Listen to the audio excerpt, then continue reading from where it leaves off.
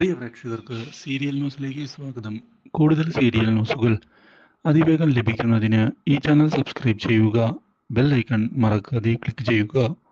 Video ഇഷ്ടമായി എങ്കിൽ like ചെയ്യാൻ മറക്കരുത്. ദേവബാലയുടെ നീക്കങ്ങൾ അതിരുവിട്ടു പോവുകയാണ്. ഇതോടെ തലവേദനയായിരിക്കുകയാണ് അഭിഷേകിന്. അഭിഷേകിന് ഭക്ഷണം കൊടുക്കാൻ താൻ ഓഫീസിലേക്ക് പോവുകയാണ് എന്ന് വ്യക്തമാക്കുകയാണ് ദേവബാല. പക്ഷേ ദേവബാല പോവുകയാണ് എങ്കിൽ ഓഫീസിൽ വെച്ച് ഇഷയും റാംമോഹനും കാര്യങ്ങൾ അറിയുമെന്ന് മനസ്സിലാക്കുന്ന ദേവരാജനും അതുപോലെ തന്നെ ഗായത്രിയും ആ യാത്ര മുടക്കുന്നതിനായുള്ള നീക്കവുമായി മുന്നിലേക്ക് വരുന്നു. അഭിഷേകിന് ഇപ്പോൾ ഭക്ഷണമൊന്നും വേണ്ടി വരില്ല എന്നും അതിപ്പോൾ നീ സർപ്രൈസായി കൊടുക്കാൻ തന്നെ തീരുമാനിച്ചാൽ അത് ഇന്ന് വേണ്ട എന്നും മറ്റൊരു ദിവസത്തേക്ക് ആക്കാമെന്നും പറയുകയാണ് ദേവരാജൻ. ഇത് കേൾക്കാതെ ആ ഭക്ഷണം വലിച്ചെറിഞ്ഞ് അവിടെ നിന്ന് ദേഷ്യപ്പെട്ട് ദേവബാല പോകുന്നു. ഇത് കണ്ടു നിൽക്കുന്ന ഗായത്രിയാകെ ഞെട്ടിപ്പോയിരിക്കുകയാണ്. ഇതോടെ ഗായത്രിയോട് താനിനി എന്താണ് ഇവളുടെ കാര്യത്തിൽ ചെയ്യുക എന്ന് ചോദിച്ചിരിക്കുകയാണ് ദേവരാജൻ. തനിക്ക് ചെയ്യാൻ സാധിക്കുന്നതിൻ്റെ പരമാവധി കാര്യങ്ങൾ ഞാൻ ഇവൾക്ക് വേണ്ടി ചെയ്യുന്നുണ്ട്. പക്ഷേ ഇവളിൽ യാതൊരു മാറ്റവും ഉണ്ടാകുന്നില്ല. ഇത് കേൾക്കുന്ന ഗായത്രി കാലിനെ എന്തെങ്കിലും പറ്റിയോ എന്ന് ചോദിച്ചിരിക്കുകയാണ്. അത് സാരമില്ല എന്ന് വ്യക്തമാക്കുന്ന ദേവരാജൻ ഇതൊക്കെ ഒരു ശീലമായി മാറിയിരിക്കുകയാണ് എന്ന് പറയുകയും എന്തായാലും അവളെ പോയി ആശ്വസിപ്പിക്കാമെന്ന് പറയുന്നു. പക്ഷേ അത് താൻ ചെയ്തു കൊള്ളാമെന്ന് വ്യക്തമാക്കുന്ന ഗായത്രി തന്ത്രത്തിൽ പോയിരിക്കുകയാണ് ദേവബാലയുടെ അടുത്തേക്ക്. ഇതേ തുടർന്ന് ദേവബാലയോട് ഇപ്പോൾ അവൻ അവിടെ ഇല്ല എന്നും ഓഫീസിലെ പല തിരക്കുകളുമായി ബിസി ആയിരിക്കും, അപ്പോൾ നീ അവിടേക്ക് കയറി ചെല്ലുകയാണ് എങ്കിൽ അവനത് ബുദ്ധിമുട്ടായി തോന്നുകയുള്ളൂ എന്നും അതുകൊണ്ട് അവൻ ചിലപ്പോൾ ദേഷ്യപ്പെട്ട് നിന്നോട് സംസാരിക്കാൻ സാധ്യതയുണ്ട് എന്നും അറിയിക്കുന്നു. ഇത് കേൾക്കുന്ന ദേവബാല അതൊന്നും സാരമില്ല, എനിക്ക് അവന് ഭക്ഷണം കൊടുക്കുകയാണ് മുഖ്യം. അതിനിടയിൽ ചീത്ത കേട്ടാലും അത് സഹിക്കാൻ താൻ തയ്യാറാണ് എന്ന് അറിയിക്കുകയും ചെയ്തതിനെ തുടർന്ന് എങ്ങനെയാണ് കാര്യങ്ങൾ പറഞ്ഞു മനസ്സിലാക്കുക എന്നറിയാതെ ഗായത്രി പകച്ചു പോകുന്നു. മറ്റൊരു ദിവസമാണ് എങ്കിൽ നമുക്ക് അവനെ സർപ്രൈസ് നൽകി പറ്റിക്കാമെന്നും മാത്രവുമല്ല അവൻ്റെ എല്ലാ ദേഷ്യവും മാറ്റുന്നതിന് വേണ്ടിയുള്ള പ്രത്യേകം കറികളും ഉണ്ടാക്കി വേണം പോകാനെന്ന് അറിയിച്ചതിനെ തുടർന്ന് എങ്കിൽ അത് ചെയ്യാമെന്ന് വ്യക്തമാക്കുന്ന ദേവബാല ഇതേ തുടർന്ന് ഗായത്രിയുടെ തന്ത്രത്തിൽ വീണുപോയിരിക്കുകയാണ്. ഇതോടെ തൽക്കാലത്തേക്ക് കാര്യങ്ങൾ വിചാരിച്ചതുപോലെ നടന്നു എന്ന് ആശ്വസിക്കുകയാണ് ഗായത്രി. ഇതേ സമയം ഇഷയുടെ ബർത്ത്ഡേ കേക്ക് മുറിച്ച് ആഘോഷിക്കുന്നതിനായി എല്ലാവരും തയ്യാറാകുന്നു.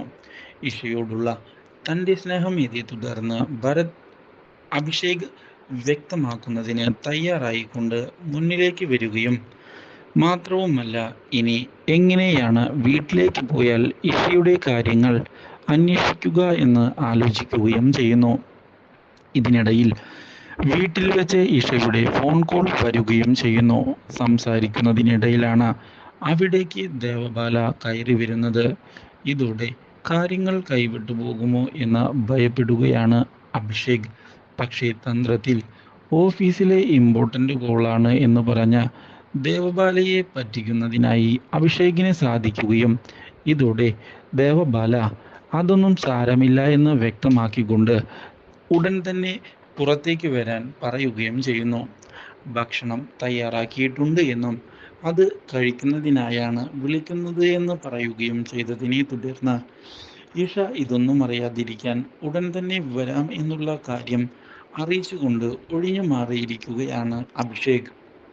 ഇതേ തുടർന്ന് ഇഷയോട് ഉടൻ തന്നെ നേരിട്ട് വന്ന് താൻ കാണാമെന്നും ഭക്ഷണം കഴിച്ചിട്ട് വരാമെന്നും പറഞ്ഞുകൊണ്ട് അഭിഷേക് ഒഴിഞ്ഞു മാറുന്നു. അഭിഷേകിൻ്റെ ഈ ഭയം നോട്ടീസ് ചെയ്യാൻ ഇടയായിരിക്കുകയാണ് ഇഷ. എന്തുകൊണ്ടാണ് അഭിഷേക് ഇങ്ങനെ ഇടയ്ക്കിടയ്ക്ക് ഒഴിഞ്ഞു മാറി പോകുന്നത് എന്നുള്ള ചോദ്യം ബാക്കിയാകുന്നു.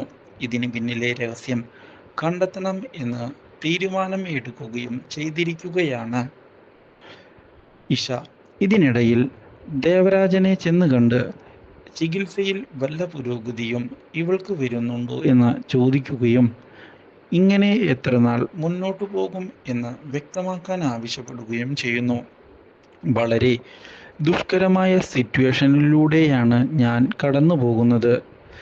ദേവബാലയുടെ കാര്യം ഇഷ അറിയാതെയും ഇഷയുടെ കാര്യം ദേവബാല അറിയാതെയും കാര്യങ്ങൾ മുന്നോട്ട് കൊണ്ടുപോവുക എന്നുള്ളത് വളരെ ശ്രമകരമായ കാര്യമാണ് എന്ന് പറയുകയും ചെയ്തതിനെ തുടർന്ന് അത് തനിക്ക് മനസ്സിലാകുന്നുണ്ട് എന്ന് ദേവരാജൻ അറിയിച്ചിരിക്കുകയാണ്.